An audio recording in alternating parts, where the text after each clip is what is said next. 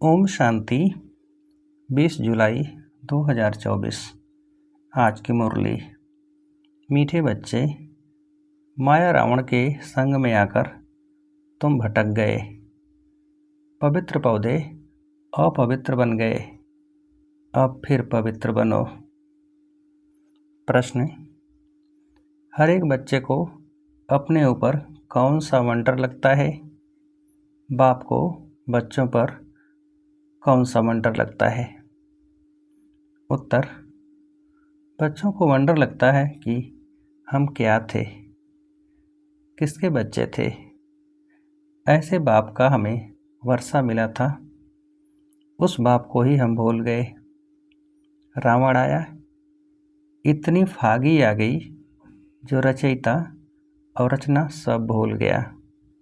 बाप को बच्चों पर वंडर लगता, जिन बच्चों को मैंने इतना ऊंच बनाया, राज्य भाग्य दिया, वही बच्चे मेरी ग्लानि करने लगे।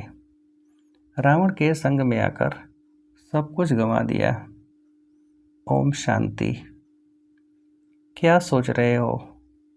नंबरवार पुरुषार्थ अनुसार हर एक की जीव आत्मा अब अपने ऊपर वंडर खा रही है कि हम क्या थे, किसके बच्चे थे, और बरोबर बाप से वर्षा मिला था, फिर कैसे हम भूल गए। हम सतो प्रधान दुनिया में सारे विश्व के मालिक थे, बहुत सुखी थे, फिर हम सीढ़ी उतरे। रावण आया, गोया इतनी फागी आ गई जो रचता और रचना को हम भूल गए।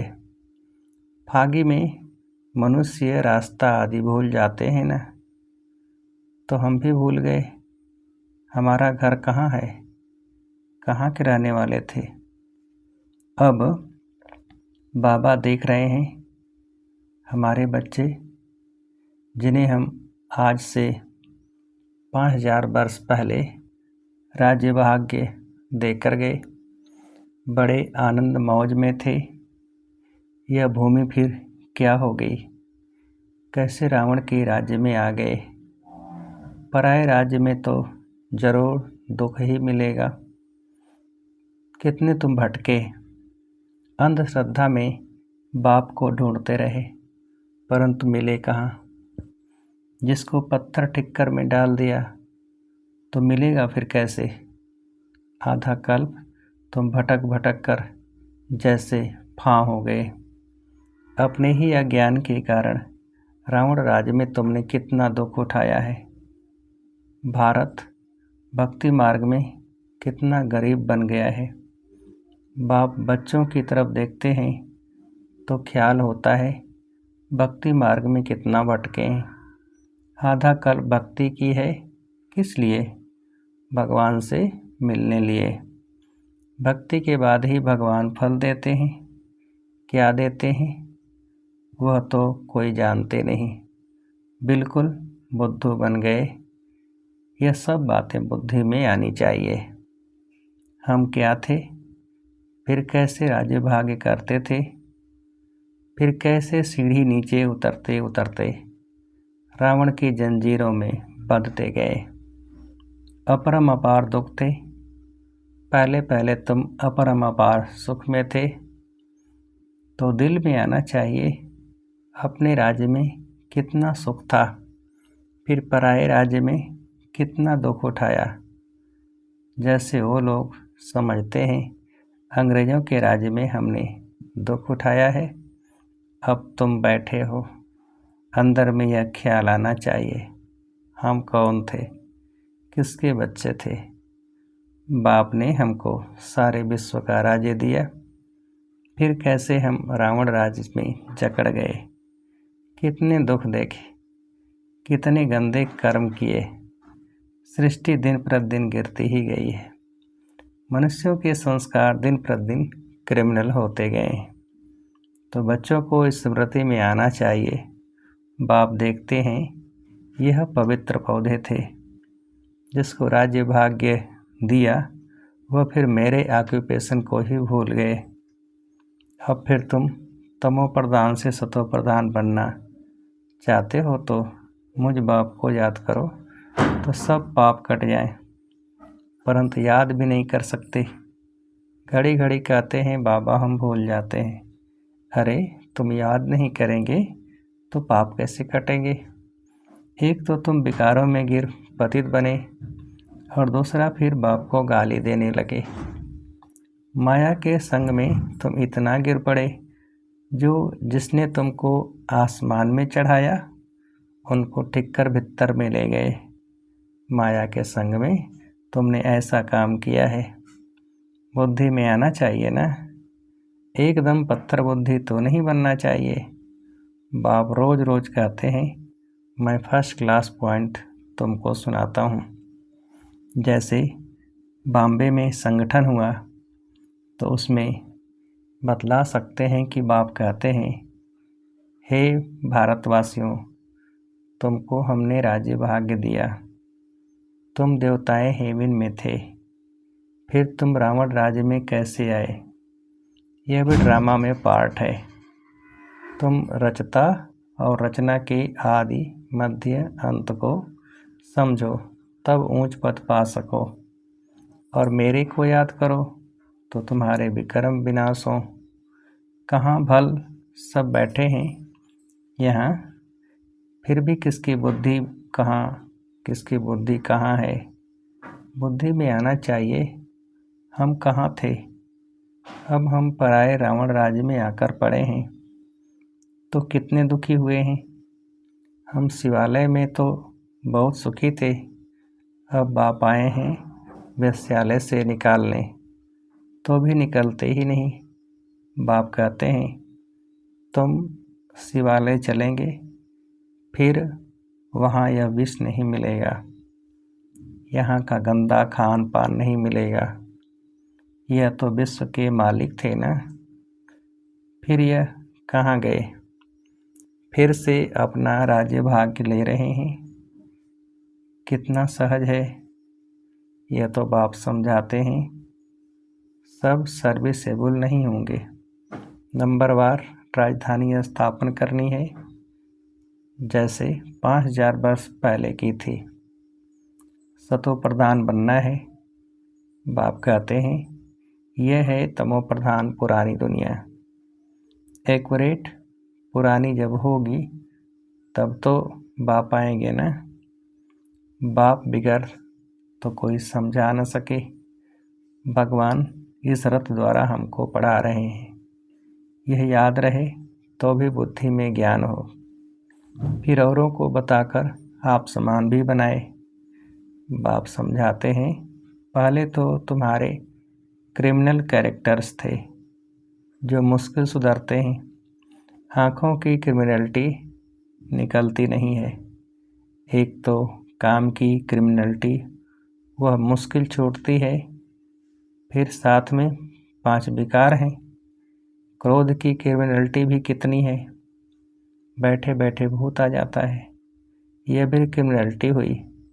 सिविलाइज तो हुए नहीं, नतीजा क्या होगा? 100 गुणा पाप चढ़ जाएगा।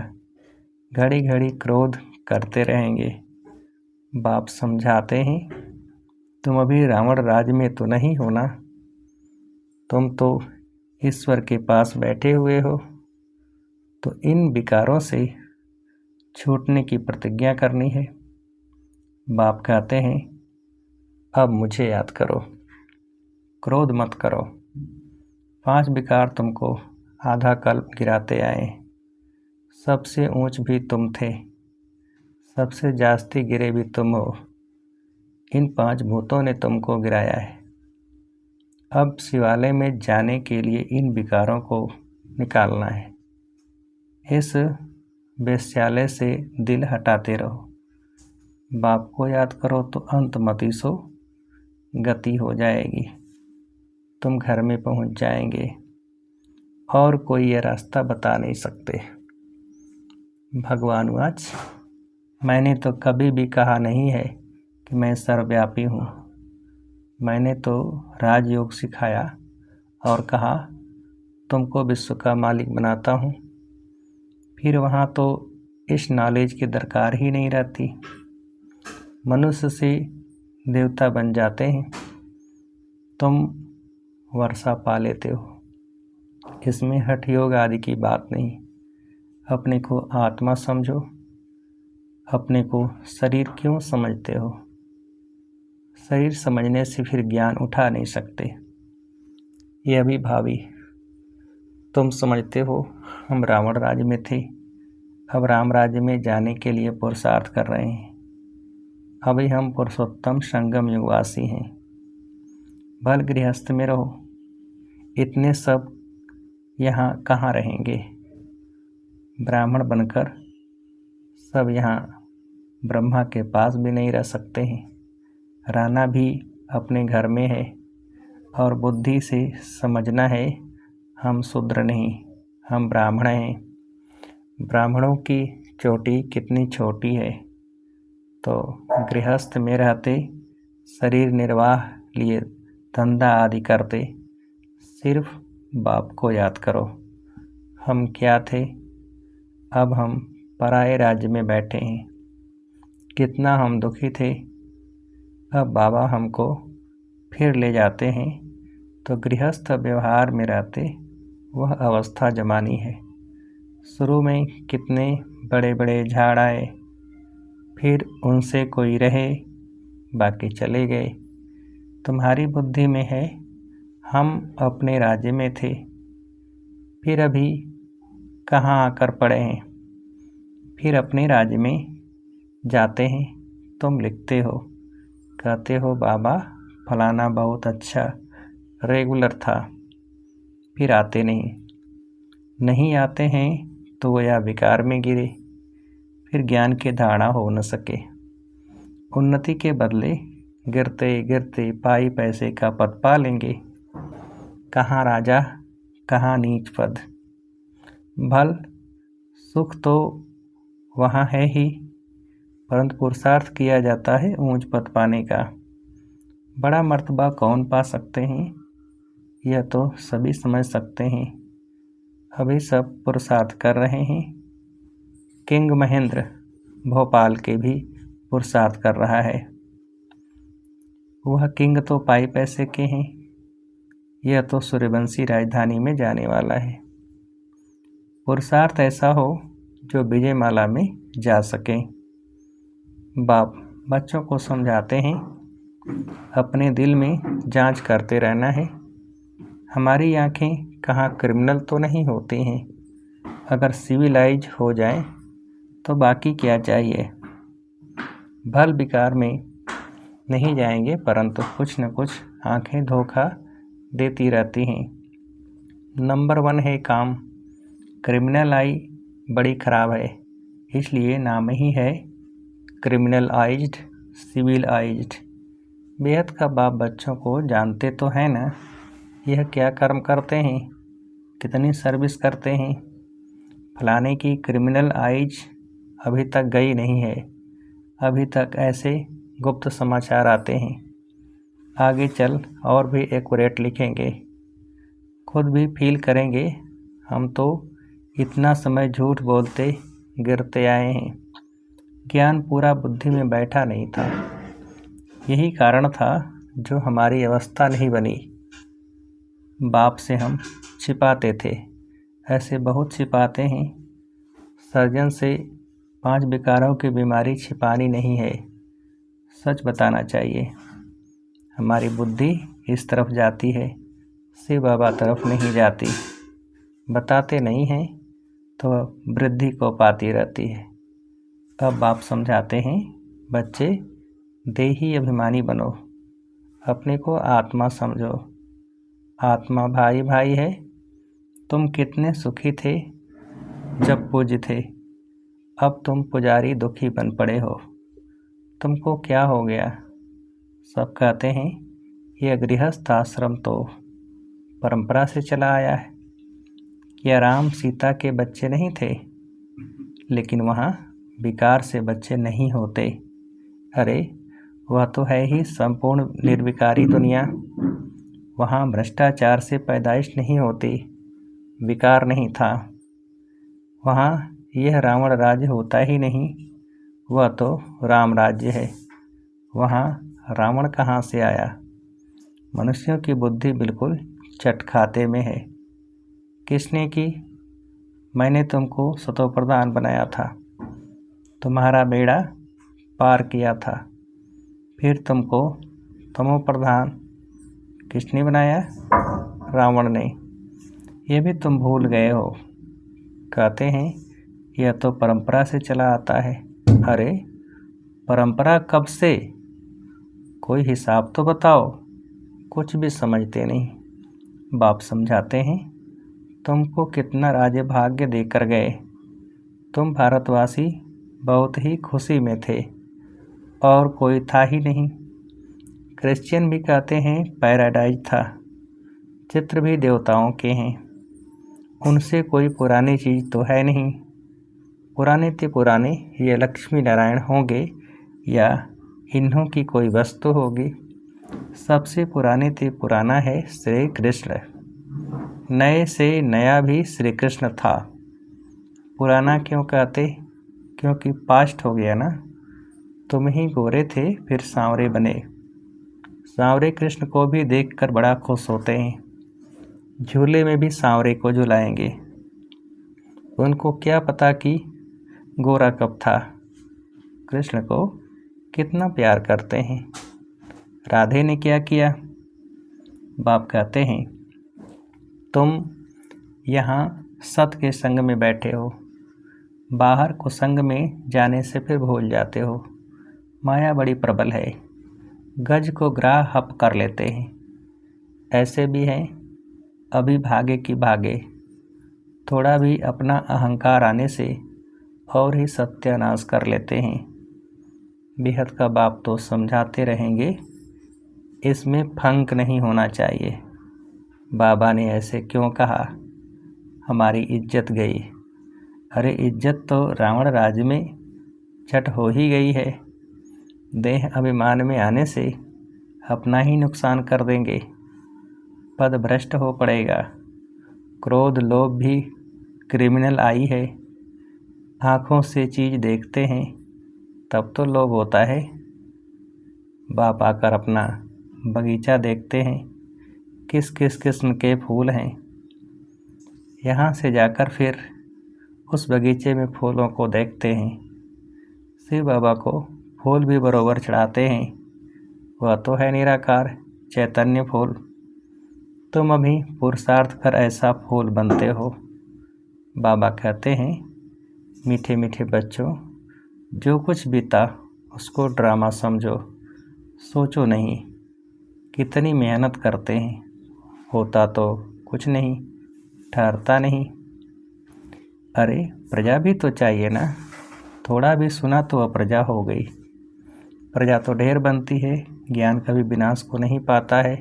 एक बार सुना शिव बाबा है तो भी बस प्रजा में आ जाएंगे। अंदर में तुम्हें यह स्मृति आनी चाहिए, हम जिस राज्य में थे वह फिर से अब पा रहे हैं। उसके लिए पूरा पुरुषार्थ करना चाहिए। बिल्कुल एक्यूरेट सर्विस चल रही है।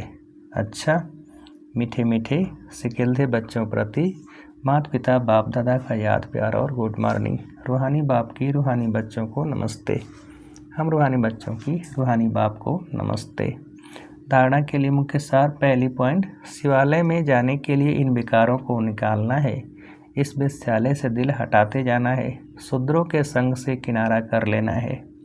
दूसरी पॉइंट, जो कुछ बीता उसे ड्रामा समझ कोई भी विचार नहीं करना है। अहंकार में कभी नहीं आना है। कभी शिक्षा मिलने पर फंक नहीं होना है।